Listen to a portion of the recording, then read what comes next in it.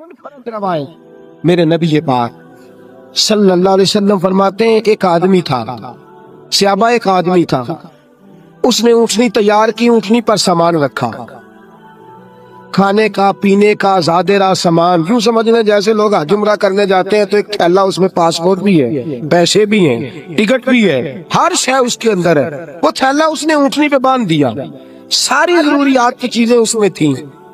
ریگستان کا علاقہ تھا، صحرا کا علاقہ تھا، میلوں دور دور تک آبادی نہیں، اس صحرا کے اندر وہ پہنچا، اونٹنی اپنی اس نے ایک شاخ کے ساتھ باندھ لی اور خود وہ ایک درخت کے نیچے آرام کرنے لگا۔ نبی پاک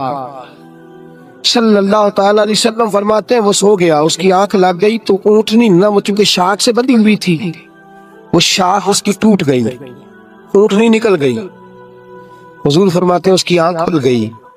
اب وہ صحرا میں دوڑنے لگا، پانی بھی کوئی نہیں، کھانا بھی کوئی نہیں،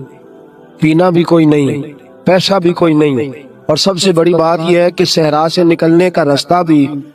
پیدل وہ صحرا سے نکل سکتا بھی۔ حضور فرماتے ہیں ادھر دوڑا، آگے دوڑا، پیچھے دوڑا، شمال جنوب بھاگا، تھک گیا، آوازیں دینے لگا، درختوں پہ چڑھنے لگا، جو اس سے بن سکتا تھا اس نے کیا، تھک گیا، جب تھکا تو کونے میں بیٹھ کے رونے لگا، کھل کے رویا۔ اب اسے یقین ہو گیا کہ میری فریاد کو کوئی نہیں پہنچے گا، مشکل ہو گیا میرے لیے۔ حضور فرماتے ہیں وہ ایک درخت کے نیچے بیٹھ کے اپنی موت کا انتظار کرنے لگا کہ اب میرا کوئی حل نہیں بچنے کا، موت ہی آئے گی، موت ہی۔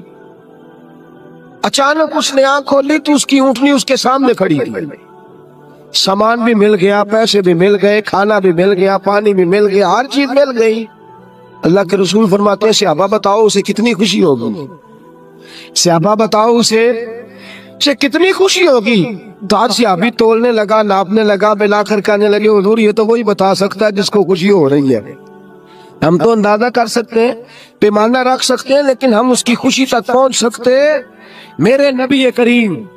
صلی اللہ تعالی علیہ وسلم فرماتے ہیں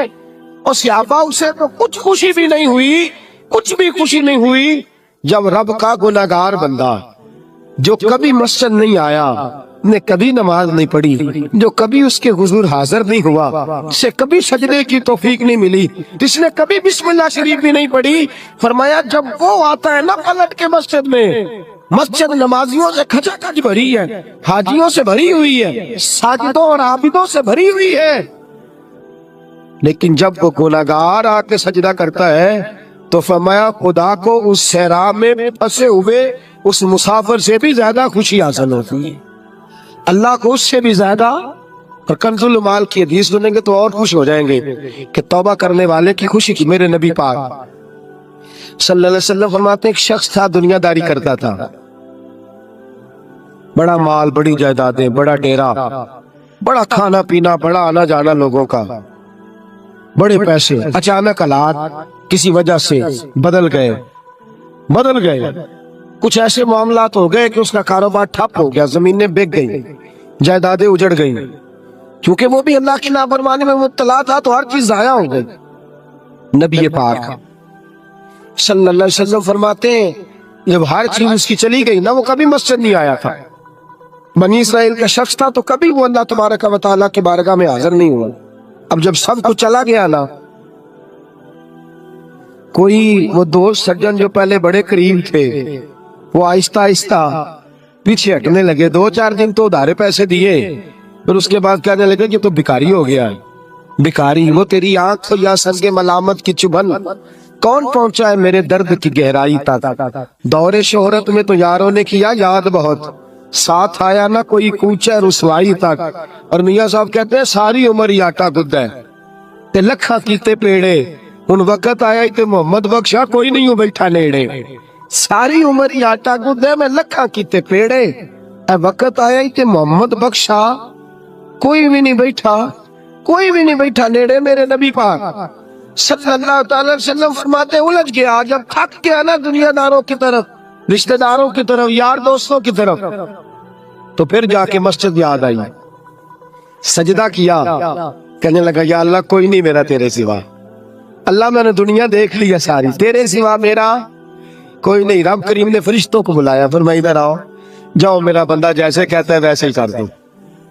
جو کہتا ہے ویسے ہی، جو وٹیاں شاتا والے مولا تے رب غریب نوازا، اپنے بندیاں تائیں کھلی رکھی رحمت دا دروازہ۔ یا اللہ مدد فرما، فرمایا جاؤ فرشتے جیسے یہ کہتا ہے ویسے ہی۔ فرشتے کہنے لگے یا اللہ ہماری ضرورت تو نہیں، پر ڈر کے نہیں آیا، یہ الجھ گیا ہے تب آیا ہے، پھنس گیا تب آیا ہے۔ انشاءاللہ یہ تجھ سے ڈر کے تیری محبت میں کیسے آیا ہے؟ اللہ کرے آپ کو سمجھ آ رہی ہو اس لذت کی، کیسے آیا ہے؟